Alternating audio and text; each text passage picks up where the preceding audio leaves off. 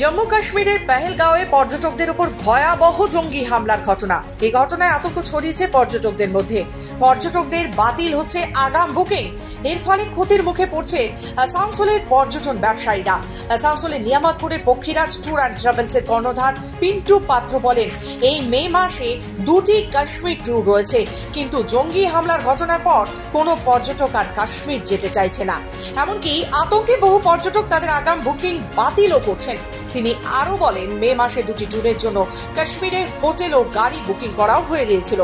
তাই আগামী দিনে কি হবে তা নিয়ে চিন্তিত পর্যটন ব্যবসায়ীরা।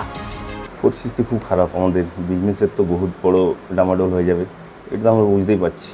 কিন্তু সবথেকে এটার থেকেও বড় কথা হচ্ছে যে এত যারা টুরিস্ট ওখানে গিয়েছিল, হ্যাঁ, তাদের যে প্রাণহানি হয়েছে, এটা একটা বহুত বড় ইফেক্ট। ঠিক আছে, আমাদের বিজনেসটা তো আছেই, বিজনেস তো শেষ হয়ে যাবে, আমি তো জানি। কাশ্মীরের উপর বিশেষ করে, অন্য জায়গার নয়। হ্যাঁ, যদি এবারে সরকার যদি কিছু করতে পারে, যদি সব কিছু সিচুয়েশান কন্ট্রোল হয়, তাও টাইম লাগবে আমাদের এই বিজনেসটাকে আরও উত্তীর্ণ করতে, এমনকি প্রিভিয়াস যেমন জায়গাতে ছিল সেই জায়গায় আনতে। ঠিক আছে, এখন থেকে যে আগামীকালের বুকিংগুলো আমাদের আছে, সেগুলো তো স্বাভাবিক ব্যাপারে কেউ যেতে চাইবে না ভয়ে বা আতঙ্কে। হ্যাঁ, কিন্তু টুরিস্টের উপর আমাদের বহুত, মানে ট্যুরিজম প্লেসের উপরে, যে কাশ্মীরের উপর বিশেষ করে আপনাদের বহুত বড় ইফেক্ট হবে এটাতে। আর আগামীকালে যেসব বুকিংগুলো আছে আপাতত সব তো ক্যান্সেলের দিকেই যাচ্ছে।